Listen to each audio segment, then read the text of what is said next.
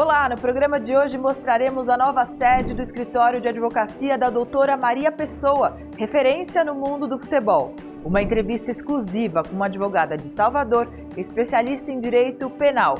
E os melhores momentos da Home Show Brasil, a maior feira de utilidades domésticas e presentes da América Latina. Tudo isso e muito mais agora no Viver e Empreender.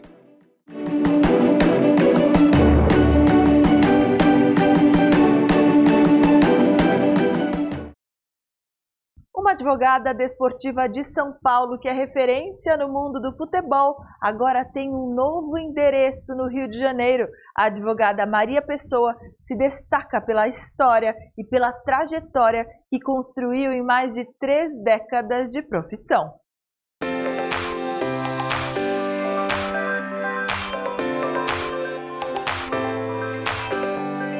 Rua da Assembleia, número 10. Um endereço em um dos locais mais tradicionais e históricos do Rio de Janeiro. Foi aqui na capital fluminense que a advogada Maria Pessoa começou a faculdade de Direito aos 36 anos. Especialista em Direito Desportivo, ela sempre quis ter um escritório exatamente aqui. Um sonho recém-realizado. Fiz faculdade aqui no Rio de Janeiro. Eu comecei a fazer faculdade em 1988. Na Estácio de Sá, no Rio Comprido, faculdade de Direito, e eu me apaixonei pelo Direito por causa dessa faculdade, dessa universidade, que era excelente. Então, terminei o meu curso de Direito, fiz o último ano só em São Paulo e me estabeleci profissionalmente em São Paulo, trabalhando na área jurídica de trabalhista, previdenciário, família e civil.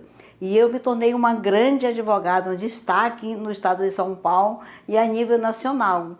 Eu tenho causas em quase todos os estados daqui do Brasil. E financeiramente, profissionalmente, eu fui muito bem sucedida na minha profissão em São Paulo. Mas sempre eu tive essa intenção de abrir um escritório aqui no Rio de Janeiro, porque eu amo essa cidade, eu tenho uma residência também aqui no Rio de Janeiro.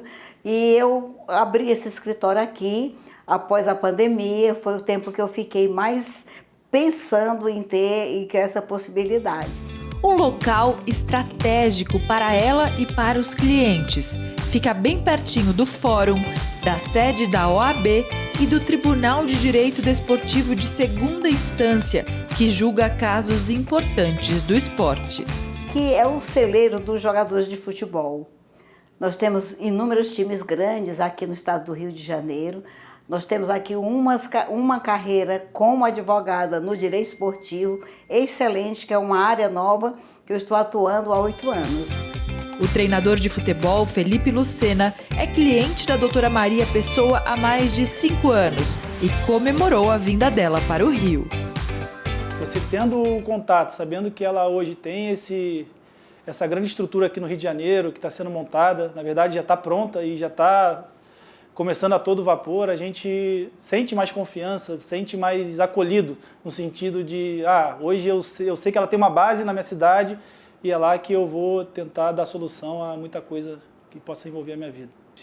Uma pessoa que muitas vezes te estimula a chegar ao teu topo. Na verdade, todos nós queremos chegar no topo, queremos atingir o nosso máximo. Mas tem sempre aquele dia que você não acredita em muita coisa que possa acontecer e ela é uma pessoa que vai sempre estar te impulsionando para você chegar, para você tirar o máximo de você e atingir níveis mais altos em qualquer lado da sua vida. Del Pessoa, que trabalhou por décadas com gestão pública, é sócio e braço direito da doutora Maria. A doutora Maria Pessoa, ela se especializou depois de uns anos já como advogada no direito esportivo, que é uma área muito boa. Mas aqui no Rio, a gente também vai atuar no direito trabalhista, no civil, no família, no previdenciário, sendo que o nosso foco principal realmente vai ser o direito desportivo, por conta até desse universo carioca que engloba os clubes de futebol, enfim, assim como São Paulo também. Então, são 2 grandes capitais, São Paulo e Rio, o escritório de advocacia Maria Pessoa trabalhando no direito esportivo e nas outras áreas também. A nova sede do escritório Advocacia Maria Pessoa tem o jeito da fundadora em cada detalhe. Estamos falando de um lugar com uma vista espetacular para a Ponte Rio e Niterói, onde cada pôr do sol é um grande incentivo para que ela siga defendendo as causas que acredita. Em uma das paredes, palavras que remetem à ética, um juramento às boas práticas na profissão. Juro, no exercício das funções de meu grau, acreditar no direito como a melhor forma para a convivência humana, fazendo da justiça o meio de combater a violência e de socorrer os que dela precisarem, servindo a todo ser humano sem distinção de classe social ou poder aquisitivo, buscando a paz como resultado final. E, acima de tudo, juro defender a liberdade, pois sem ela não há direito que sobreviva, justiça que se fortaleça e nem paz que se concretize. Ativa nas redes sociais, a advogada tem quase 25 mil seguidores no Instagram. Se parar, o sangue esfria, né? Então, ao lado dela é como um jogador de futebol ali nos 90 minutos dentro do campo. Adrenalina, velocidade, desempenho e tudo que ela se propõe a fazer, ela entrega, ela vai em frente. E a história de vida dela já mostra isso, né? Eu sou suspeito em falar porque, além de minha tia, a doutora Maria Pessoa é minha madrinha também de batismo e ela me acompanha desde a minha infância, desde o meu nascimento. E eu também acompanho a trajetória dela de vida, não só profissional, mas pessoal também. Eu sei o quanto que ela lutou para chegar onde está. E é aqui, na cidade maravilhosa, que a doutora Maria Pessoa, uma inspiração para uma geração de advogados, quer seguir fazendo a diferença na profissão que escolheu. E porque eu amo essa cidade, eu sou apaixonada pelo Rio.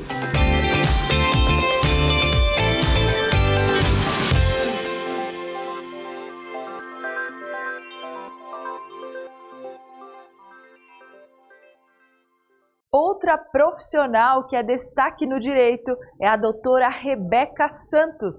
A empreendedora e advogada criminalista veio diretamente de Salvador até o nosso estúdio aqui em São Paulo. De Salvador, verdade? De verdade, agradeço muito o convite, organizei realmente para estar aqui, porque foi uma alegria muito grande para poder participar do programa. A alegria é nossa receber uma advogada tão jovem que já faz a diferença no mercado brasileiro. Agora, minha primeira pergunta é, você sempre sonhou em ser advogada e mais especificamente nessa área? Por incrível que pareça, não. Apesar do meu amor, da maneira como eu falo do direito penal foi uma descoberta na faculdade. Eu entrei na faculdade com a ideia do direito internacional, de uma possível diplomacia, de uma carreira internacional. E aí eu encontrei o direito penal. E aí eu comecei a perceber que existiam discussões que deveriam ser feitas e que não eram feitas. Por que o sistema prisional estava tão cheio de pessoas? Por que muita gente está presa há tanto tempo? Por que o acesso à justiça não é, de fato, dado a todos? E como é que você está na faculdade de Direito e não discute esse tipo de assunto? E eu comecei a me interessar, e como todos os alunos começam a se interessar, eu comecei a pesquisar. E aí bateu aquele momento de, tudo bem, eu gosto do assunto, eu entendi, eu preciso discutir, mas eu trabalharia com isso? E aí eu comecei a estagiar, comecei a atuar, fui assistente no Ministério Público, comecei a atuar em várias esferas do direito penal e comecei a ver que realmente era um assunto para a vida. E aí, a partir daí, o direito penal entrou de forma que eu nunca cogitei. Hoje eu não cogitaria uma outra área, uma outra forma de trabalho, porque eu realmente acredito que o meu trabalho faz a diferença nas minhas escolhas. Sem dúvida. E você gostou tanto que você se tornou professora universitária, tão jovem aí, com 32 anos. Gente, eu tô admirada. A pré-entrevista aqui foi já uma aula, então eu gostaria que você contasse sobre essa sua faceta como professora. Por muitas vezes eu estava em sala de aula e os meus professores, por mais brilhantes que fossem, eles não tinham contato com o sistema prisional, eles não tinham contato com os crimes que mais prendem no Brasil, os crimes de tráfico de drogas, crimes, enfim, até crimes de violência. Eles não tinham esse contato porque majoritariamente atuavam no penal econômico. E aí eu falava, mesmo o aluno que não queira seguir na área penal, ele precisa ter conhecimento porque ele é parte da sociedade. Quando a gente vê um caso de grande repercussão, um caso midiático, a gente quer ter uma opinião, a gente quer falar um pouco sobre aquilo, mas a gente precisa ter um embasamento para falar, a gente precisa entender as leis para falar sobre isso. Então, trazer o direito penal, tirar da esfera somente da sala de aula e trazer para a área prática, para as discussões práticas, para os casos que a gente mais vê e ter uma opinião formada com embasamento, foi o meu objetivo como professora. Eu também escolhi ser professora, quis fazer o mestrado para ser uma melhor professora e acredito que ser professora me faz uma melhor advogada e ser advogada me faz uma melhor professora. Sim, e doutora, você começou atuando na Universidade Federal da Bahia? Comecei como tirocinista, acompanhando alguns professores, que é uma matéria que, na verdade, você deveria fazer um semestre com um professor, mas eu acabei atuando com vários, porque eu vi várias formas de estudar o direito penal, várias formas de aprender o direito penal e de ensinar também. Então, quis passar por esse... E principalmente porque a Universidade Federal é minha casa, então foi aonde eu me fiz jurista, onde eu me fiz advogada, e eu quis voltar e prestar esse serviço também. E atualmente você Eu tá estou onde? vinculada à faculdade particular, Unijorge, lá em Salvador, mas eu continuo dando palestras, aulas específicas, principalmente nessas discussões sobre sistema prisional. Sim. Agora uma análise mais profunda sobre como é atuar como advogada criminalista no Brasil. É sempre um estandarte. Você fala por muitos, você não fala só por você. Quando eu me apresento como advogada criminalista, eu estou representando uma classe, eu estou falando como uma classe, e tudo que eu disser vai ser refletido nessa classe. Porque existem termos pejorativos que são ditos de maneiras amplas sobre os advogados criminalistas, que advogado criminalista se vangloria do crime, vive do sangue, que advogado criminalista é advogado porta de cadeia, advogado de bandido, todos esses termos, eles são carregados no olhar generalista. Todo advogado, a gente discute que todos os comportamentos de outras profissões não são generalizados. Quando você tem uma profissão que você não concorda com a atuação, você procura outro profissional. O advogado costuma ser generalizado. Um advogado que não faz um serviço que você ache aceitável, você generaliza. Você coloca numa posição de todos são. Então eu falo por muitos. E eu falo por muitos, inclusive, como mulher negra. Porque como mulher negra, a gente sabe que nossos espaços como mulher são diferentes. O olhar sobre a gente é diferente. São limitados. São julgados, extremamente julgados. Por vezes, eu já passei por situações que, logo no início da minha carreira, que eu chegava na delegacia para atender e a primeira pergunta é se eu era parente do preso. Porque o olhar sobre a minha pessoa não era um olhar de ela é advogada criminalista formada pela Universidade Federal que veio atender uma pessoa. Então, essas discussões vêm comigo todos os meus dias, em todas as coisas que eu faço, em cada palestra que eu dou. Eu represento essas pessoas, então é importante que eu seja uma pessoa vinculada de uma maneira realista. Eu não preciso nem ser, assim, a advocacia criminal é sonho, é incrível, é série de TV americana, mas também que não seja criminalizada a advocacia criminal. Eu tenho que lutar todos os dias para evitar que seja criminalizada. Como é essa luta? Como você supera esses desafios diários? Porque essa seria a minha próxima pergunta, mas você já acabou respondendo e... São diários. Só de você falar isso, realmente são diários. Então, assim, eu faço parte da Comissão de Prerrogativas da OAB, então também sei quais são os meus direitos e deveres como advogada. Então, eu não é questão de desrespeito, mas eu sei o que é meu direito como advogada. Eu sei como é o acesso a um cliente, eu sei como é o acesso a uma delegacia, eu sei como está em certos locais, e eu preciso saber pelo regramento da OAB, o regramento da Constituição Federal, que me garantem isso. Então, saber sobre isso me protege de também ser, tudo bem, eu vou aceitar. Não, eu não estou aqui para brigar, eu estou aqui para garantir que os meus direitos e meus deveres sejam respeitados como advogado. Porque eu tenho uma OAB, eu tenho um órgão de classe que me protege, que me resguarda e que me garante essas demandas. Um instrumento super importante, né? A gente ter noção dos nossos direitos, Sempre. né? Direitos e deveres. A gente precisa saber quais são os limites, a gente não pode ultrapassar o lugar do outro, mas a gente também não pode deixar que o outro ache que a gente é menor, ou que a gente não sabe, que a gente não conhece, e passe por cima. Porque a gente está guardando um direito maior, que é o do outro, né? Porque assim como o jornalismo, o direito, eu sempre gosto de identificar isso, é o exercício diário do caráter, não é verdade, doutora? Eu imagino que na sua área penal seja mais profunda essa discussão. Ainda mais quando você atua em casos que são de crimes que as pessoas consideram cruéis, violentos, aí você é associado ao crime. Se você defende essa pessoa, provavelmente você tem um caráter igual. Sendo que a minha defesa, o meu trabalho, é garantir que o processo seja cumprido. Se existe um processo penal, vamos cumprir o processo penal. Ah, mas essa pessoa deveria morrer na cadeia, a pessoa deveria... Não existe pena de morte no Brasil, não existe prisão perpétua no Brasil. As penas não podem ser cruéis, isso quem garante a gente é a Constituição Federal. A gente tem uma carta magna que a gente tem que defender que fala sobre isso. Então, o que é que eu estou fazendo no meu trabalho? Estou garantindo que isso seja respeitado. Sim. Que as pessoas não precisem sofrer fisicamente para cumprir a pena delas e voltar para a sociedade, porque elas não vão voltar para a sociedade melhores se elas passarem por privações, por crueldades todos os dias, torturas, até inclusive mentais, psicológicas. Sim. Essas pessoas que não, quando voltarem à sociedade, porque vão voltar já que não tem prisão perpétua, elas vão voltar como para a sociedade? Vão voltar pior do que foram. Não tem como a gente discutir. A gente quer tratar a pessoa como bicho, a gente não quer tratar como ser humano, e aí depois a gente quer que ela volte humanizada com um argumento de uma ressocialização de uma pessoa que, no momento nenhum, fez parte da sociedade. E aí a ressocialização é impossível nesse caso, né? Diante de um sistema prisional tão É uma duro. falácia, né? Porque a gente fala de ressocialização como se fosse uma reentrada de alguém que nunca teve participação na sociedade. Uhum. Essas pessoas, muitas, assim, a maioria do sistema prisional são pessoas de baixa escolaridade, a faixa etária específica, 68% mais ou menos, são pessoas pretas. Então, assim, são pessoas que tiveram dificuldades ao longo da vida, são pessoas que não puderam formar na educação porque precisavam trabalhar, porque precisavam colaborar financeiramente em casa. E aí você coloca essas pessoas que já estavam sempre à margem da sociedade, que o termo marginal vem disso, à margem da sociedade. E aí, no momento que elas cometem um crime, por menor valor que seja o bem furtado, roubado, enfim, você coloca ela no sistema prisional para ficar ali 2, 3 anos e você acredita que ela vai sair melhor do que ela entrou.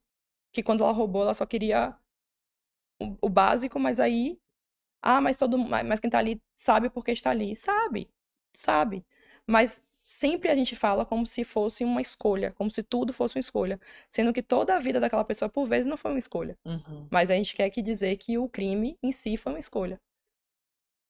É meio ambíguo, é meio contraditório essa argumentação. Sim, e você, como advogada criminalista, está ali para defender a lei e o direito da pessoa se defender. E o senso comum, como você acaba de dizer, acaba confundindo isso, né? Confundindo você com o próprio criminoso.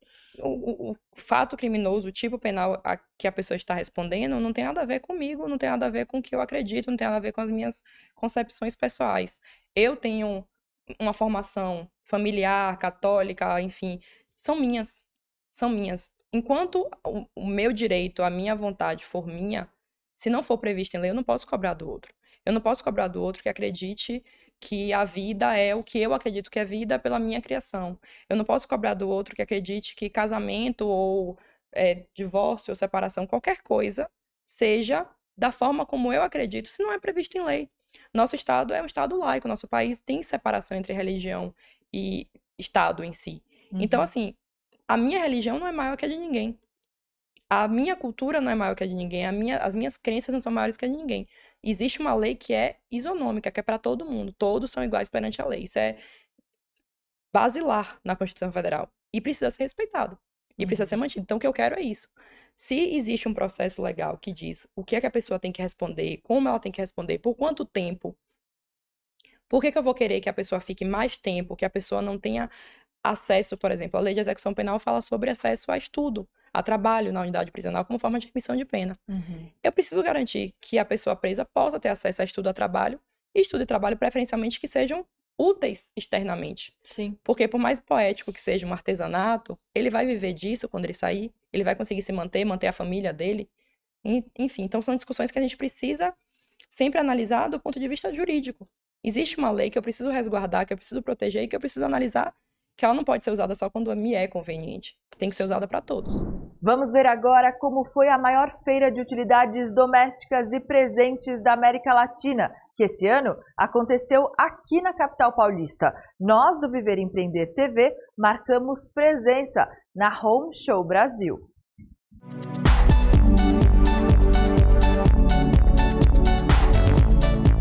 8.000 metros quadrados. Neste espaço, no distrito Anhembi, em São Paulo, expositores de 10 países e regiões, incluindo Brasil, América Latina, China e Vietnã, puderam apresentar artigos para casa e presentes. A Home Show Brasil, realizada entre os dias 27 e 29 de agosto deste ano, contou com 8 setores diferentes: cozinha e casa, decoração e têxteis para o lar, presentes e artesanatos, festas e eventos, eletrônicos e eletrodomésticos, jardim exteriores e produtos de esportes e saúde. Tudo pensado para que os importadores brasileiros conheçam de perto cada um desses produtos. A Dália veio do Vietnã para apresentar os produtos que comercializa: café, vinhos e artesanatos feitos por artistas do país. Ela enxerga um grande potencial no mercado brasileiro. Para se ter uma ideia, o PIB do país atingiu a marca de 2,1 trilhões de dólares em 2023. Outro ponto que atrai os estrangeiros é a população consumidora jovem. 60% da nossa população tem menos de 29 anos. I took the plane. It took me 22 hours to be here, just to see the beautiful country, the Brazilians. I would like to introduce to the Brazilian our products. Our product is a very natural products. We have like coffee, we have like rattan products. We also have a lot of like the construction material. And you can see later on in my booth, you can see more the products. A Julie veio da China representar a empresa Shenyang Bisley Import and Export Trading. Os objetos de decoração natalinos e para a Páscoa fizeram sucesso entre os importadores brasileiros. It's a very big country, so I think also most person will just do the holiday like the Christmas, the Easter, and also harvest. So I think it's a very big opportunity for us. Li também veio da China. Ele representa esta empresa que comercializa árvores de Natal. Brazil is very big and have big population, and I think the potential is have big potential. We like Brazil market. O Mário veio representar a M Consult, uma empresa de importação com sede em Piracicaba, no interior de São Paulo. Bom, essa feira pra gente é super interessante porque ela reúne expositores estrangeiros e nosso trabalho é justamente de apoio para as empresas que querem importar, desde o início ou aquelas que já importam, a aumentar o portfólio de produtos. Nosso grande interesse é estar aqui para dar suporte para essas empresas que vêm visitar e também para as empresas que estão expondo para fazer com que essa conexão aconteça. A gente tem um caso bem interessante que é o do próprio stand aqui que está na nossa frente. Eles têm um produto que é bem popular e aquecido no mercado nacional para importação. Então, independente de dólar, de frete, etc. e tal, esse é um produto importado porque não há fabricante nacional que consiga fazer esse tipo de material. Então é interessante porque aí veio um cliente meu, que já é importador aqui, veio visitar essa feira e veio conhecer os produtos deles para entender que lançamentos eles estão trazendo para justamente pôr o produto deles no portfólio. Então fizeram cotação, estamos agora no trâmite de negociação. A ideia é que em breve a gente comece a importar esses produtos deles. A Home Show Brasil também contou com uma ampla rodada de palestras. Na programação, especialistas do setor que puderam compartilhar experiências, insights e informações valiosas para quem quer empreender no comércio exterior. Guilherme Martins Santos, diretor da Associação Brasileira de Comércio Eletrônico, falou sobre o e-commerce e a tributação sobre produtos importados diante da reforma tributária. O bacana do e-commerce é que é um ambiente muito democrático, não é um ambiente hostil para você começar. É óbvio que a competição existe, a gente sabe aí que 80% do volume de vendas no Brasil está concentrado em meia dúzia de grandes players, mas esses 20% outros ainda tem uma fatia importante do bolo. E o elemento democratizante ou democratizador disso é que é relativamente fácil. Você estando bem assessorado, então, por exemplo, buscar o apoio de uma associação que é um hub para todos os pontos da venda online, seja da hospedagem, seja do meio de pagamento, seja da logística, já é um primeiro passo interessante. E está acompanhando todos os conteúdos que existem, né, nos canais online, nas próprias associações, palestras como esse evento que a gente acabou de ter. Certamente é um primeiro passo, se conectar com esses players e sair fazendo negócio. A feira recebeu o apoio de 27 associações empresariais. O Márcio Barbado veio representar a Câmara de Comércio Exterior de Campinas. A Home Show 2024 foi uma proposta de parceria que nos foi colocada e nós aceitamos para trabalhar utensílios domésticos e presentes. E aqui hoje eu estou vendo a grandiosidade desse empreendimento. realmente é uma coisa que deu certo. Se hoje o comércio exterior ele varia em torno de 12, 13% do PIB. Veja o quanto nós temos para crescer e o quanto nós podemos gerar de desenvolvimento econômico e renda. A Cibele Pugliese foi uma das responsáveis pela organização e promoção da feira. Ela é uma das fundadoras da Hot Marketing Brasil, uma empresa com mais de 20 anos de experiência na conexão entre importadores e exportadores. Essa é a segunda-feira que segunda edição nossa na Feira Home Show. Já é a 5ª edição da feira, mas que nós participamos, né, e trabalhamos é a segunda vez. Uma feira com muito potencial para crescer, porque vou dizer assim que talvez a única feira de produtos para o lar que envolve basicamente aí mais de 5 setores, né, do lar, de produtos diferenciados aí para o lar, com produtos estrangeiros. Então, aqui em São Paulo, né, no Brasil, talvez um diferencial, né, que a gente possa estar apresentando. O empreendedor não precisa ir até a China, o importador, né, que tem os seus custos de viagem, de deslocamento, de tempo, né, realmente todo mundo gosta de viajar, mas quando chega na ponta do lápis e muita coisa para desenvolver, pessoas que estão talvez, né, no meio do caminho ou no começo, já encurta bastante aí os custos, né, de viagem, de deslocamentos, vindo para cá, né, na feira em São Paulo, onde estão todos os fabricantes asiáticos aqui trazendo produto para você.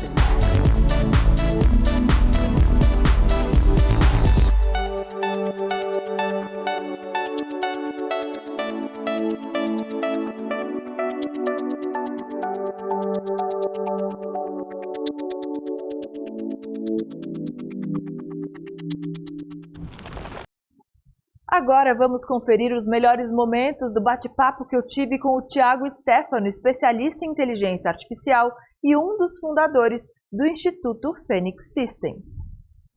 Thiago, obrigada pela sua presença aqui no nosso programa, um prazer enorme te receber. Prazer é meu, Estela, agradeço demais o convite e estou aqui à disposição para a gente bater esse papo gostoso. Thiago, me conta qual é o carro-chefe de vocês na Phoenix. Legal. O carro-chefe da Phoenix Systems são promoções comerciais autorizadas. Como são essas promoções? A grande maioria delas vinculadas à modalidade sorteio, né? Compra um produto no mercado, cadastra ele num canal, um hot site, WhatsApp, uma app e ganha um número para concorrer a um sorteio atrelado via Loteria Federal. Então a Phoenix desenvolve essas promoções dentro da legislação nacional há mais de 20 anos, né? A Phoenix é considerada a maior empresa deste nicho específico aqui no Brasil, já realizamos ações fora do país, inclusive, né? Temos um enfoque muito grande na segurança da informação, tanto LGPD quanto as melhores práticas de segurança, inúmeras certificações na área. Estamos aí, evoluindo, implementando inteligência artificial e tentando trazer para o nosso mercado o que há de melhor. Thiago, quero saber um pouco sobre a sua história como empreendedor, como especialista em tecnologia. Como é que tudo começou? Você sempre gostou muito de tecnologia? Sempre foi curioso? Sempre. A tecnologia me acompanha assim desde o final da infância e início da adolescência. Então eu atuei em várias áreas dentro da tecnologia, área de infraestrutura, de segurança da informação, desenvolvimento de software, e assim, isso desde muito cedo. Então, com 12 anos eu já programava. Aí eu fiz um colégio técnico de informática industrial ali, que o meu sonho naquele momento era embarcar na robótica, né? Então eu entendia, já tinha ali uma expectativa de inteligência artificial, queria criar robôs, né? Então eu fiz um curso de informática industrial, aprendi muita coisa de eletrônica, até de mecânica mesmo, e já desenvolvimento de software para máquinas naquele momento. Então, linguagens de baixo nível, assembler, por exemplo. E aí eu fui dando sequência nessa carreira de tecnologia mesmo. Fiz formação Microsoft, depois fiz graduações na área de tecnologia, pós-graduações na área de gestão de tecnologia. E em determinado momento, assim, o empreendedorismo me bateu a porta muito cedo. Eu iniciei o empreendedorismo com lojas virtuais. Eu trabalhava como consultor de tecnologia e, paralelamente, eu criei uma primeira loja virtual junto com um sócio. E foi aí, nesse momento, que eu comecei a me apaixonar por marketing também. Olha só. Pois é, ainda... Casou as duas coisas. Casou as duas coisas. Era mais ou menos ali o ano de 2002. Era o momento que a gente tinha a bolha do comércio eletrônico, todo mundo fechando as primeiras lojas virtuais, porque vieram dentro de um modelo de negócio que não deu certo, né? Depois... Gerar tudo mato, a gente pode dizer. Exatamente, exatamente. E aí a gente, naquele momento onde estava todo mundo fechando, a gente estava abrindo uma loja virtual já dentro de um outro conceito. Deu super certo, eu me apaixonei por marketing ali na questão de como fazer anúncio, de como divulgar isso, de como entender o que o público quer, né? E aí eu comecei a associar as duas coisas, até que um ano depois das lojas virtuais eu estava dentro de uma agência de marketing para fazer um trabalho de banco de dados. E aí eu descobri esse nicho que eu trabalho hoje e falei, poxa vida... De promoção. De promoção. Não tem, ou as empresas de tecnologia que estavam atuando naquele momento eram muito precárias, assim, muito amadoras, né? Eu falei, poxa... Pouco profissionais. Porque é um nicho muito específico mesmo. Novo. Pouco conhecido, né? Que depende de uma legislação governamental para atuar, e pouca gente até conhece esse nicho. E aí naquele momento eu me interessei e falei, poxa, eu posso, né, sou de tecnologia, já conheço um pouco de marketing por causa da minha experiência com as lojas virtuais, eu posso fazer isso. Então a partir daí eu e o Jairo, né, que somos os sócios da Phoenix Systems, fundamos a Phoenix e começamos a atuar nessa área, estamos aí há 20 anos já. Olha que legal. E a equipe de vocês é grande, posso dizer isso? Pode, é uma equipe de 50 pessoas hoje aproximadamente, né? Com profissionais, alguns multidisciplinares, como a própria evolução tecnológica exige, muitos deles formados dentro da própria empresa, que, como eu te disse, é um nicho específico, então é muito difícil você pegar um profissional que ele vá fazer uma faculdade de tecnologia, vá fazer uma faculdade de marketing e depois você ainda especializá-lo dentro do nosso negócio, né? Porque não há formações específicas disponíveis para esse nicho.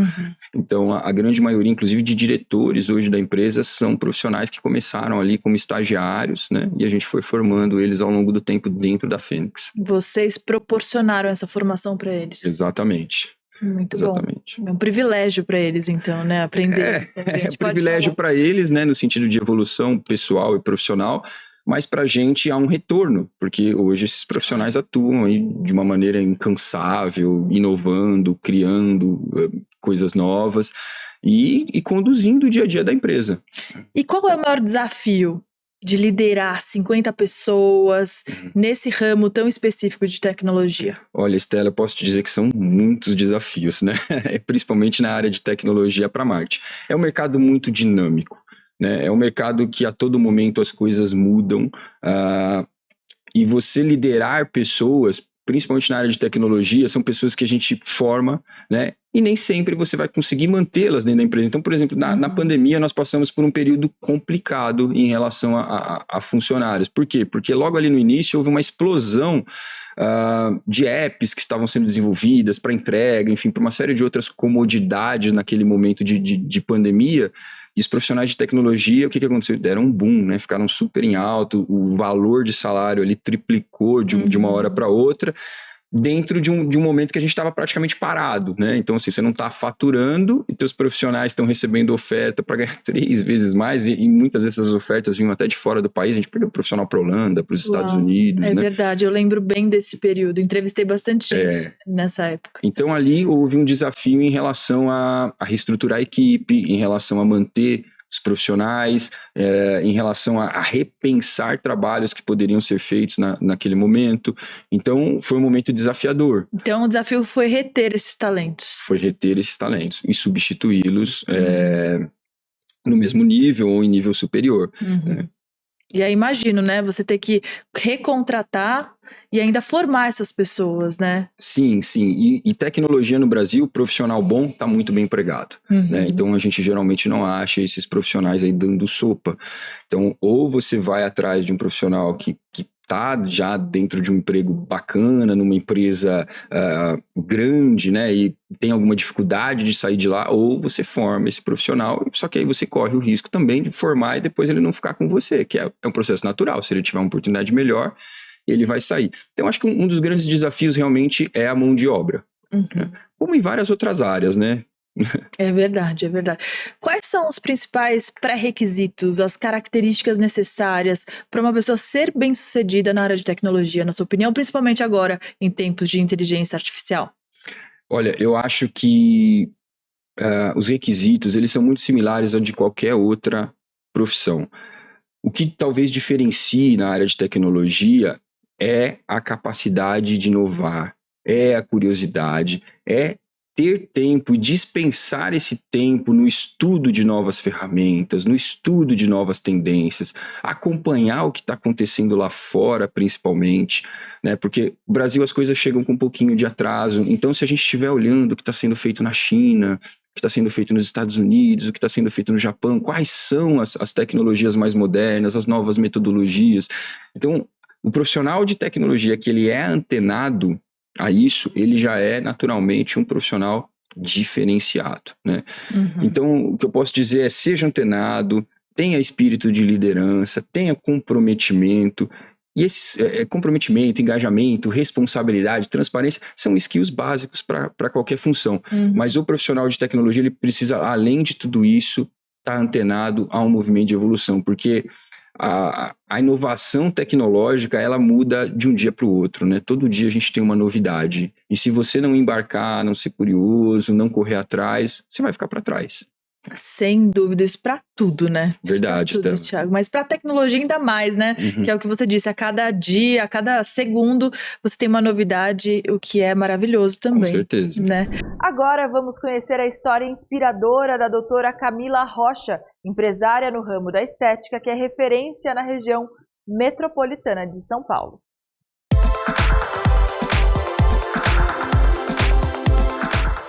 Foco, determinação e paixão pela estética. Esses 3 ingredientes fazem parte do dia a dia da Camila Rocha, fundadora desta clínica de estética personalizada em Caieiras, na região metropolitana de São Paulo.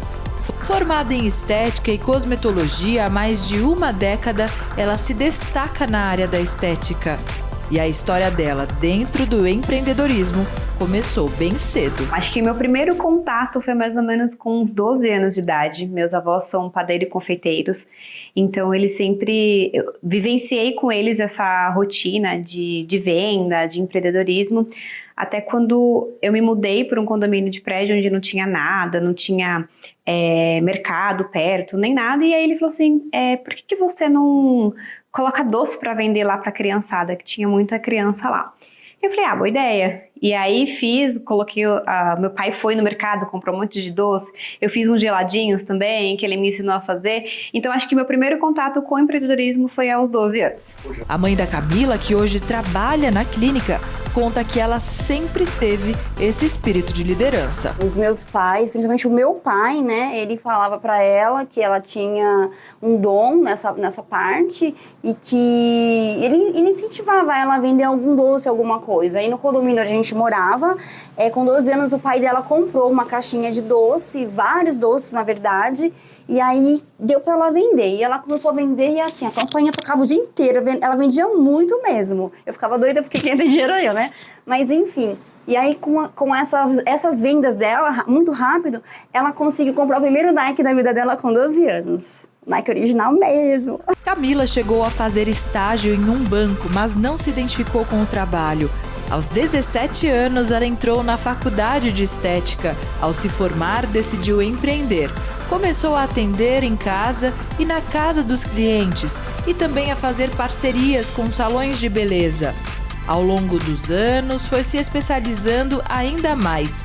Fez 2 pós-graduações, a última delas focada em procedimentos estéticos injetáveis. Eu comecei a fazer a faculdade de estética e aí já senti muita sede de começar os atendimentos.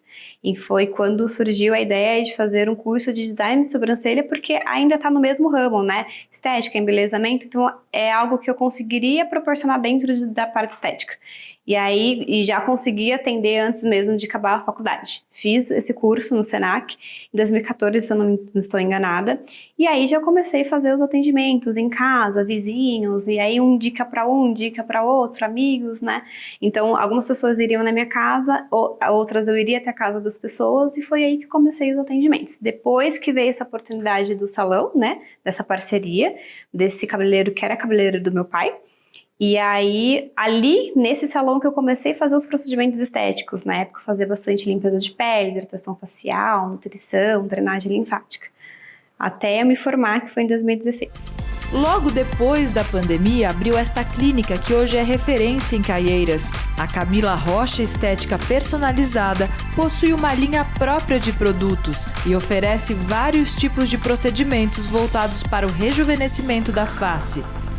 Também conta com 2 nutricionistas e serviços como drenagem linfática, manicure e tratamentos para celulite e gordura localizada. Nosso atendimento ele é muito personalizado, então cada cliente, paciente, ele tem um tratamento diferenciado para ele. Então, na consulta, a gente entende tudo aquilo que está incomodando ele, e se tiver necessidade de uma indicação por um psicólogo, nós também temos na equipe para poder estar indicando e fazendo esse conjunto de atendimento. Então, a maioria das pessoas sai aqui muito contente, e eu sempre digo que nunca é só estética. Sempre tem esse lado emocional que faz muito parte do dia a dia da pessoa. A Juliana frequenta a clínica há 3 anos e meio. Chegou aqui por indicação para fazer uma drenagem linfática. Hoje, a Camila é responsável por todos os tratamentos estéticos feitos por ela. O tratamento que eu mais faço com a K é a questão da drenagem linfática, mas nós fizemos vários tratamentos faciais já, limpeza, hidratações, e a K é responsável pelo meu skincare. Então, tem um ponto muito importante, que eu não saio por aí na internet comprando 1000 produtos sem antes conversar com ela. Então, todo o meu skincare é conduzido, ela que controla. Então, eu gasto muito menos e tenho um resultado muito melhor. Eu me sinto hoje muito mais bonita.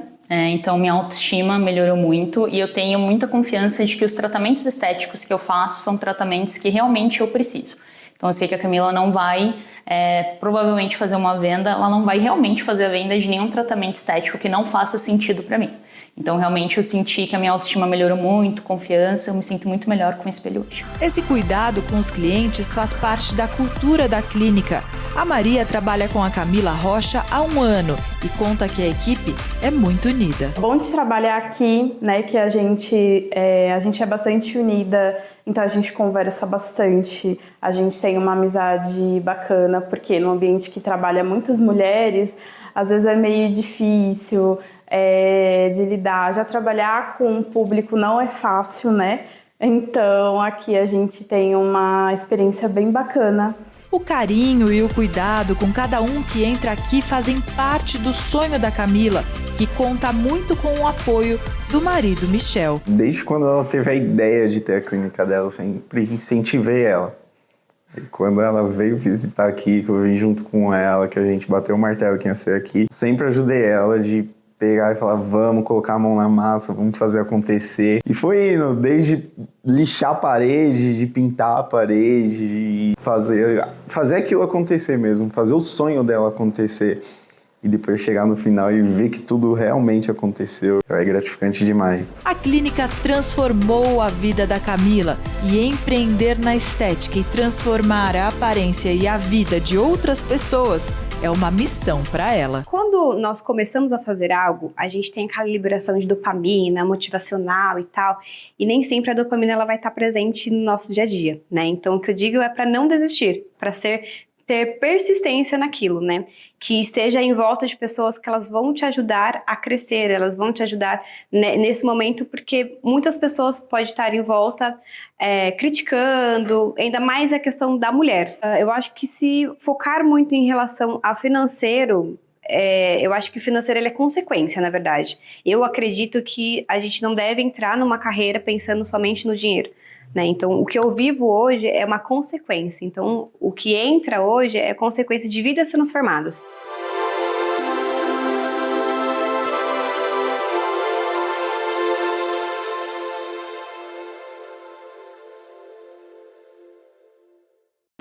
E antes de ir embora, eu te convido para seguir o nosso programa nas redes sociais. Anota aí, é @Viver e Empreender TV. Eu vou repetir, @Viver e Empreender TV. Eu fico por aqui. Muito obrigada pela sua companhia e audiência e até o próximo programa. Tchau, tchau!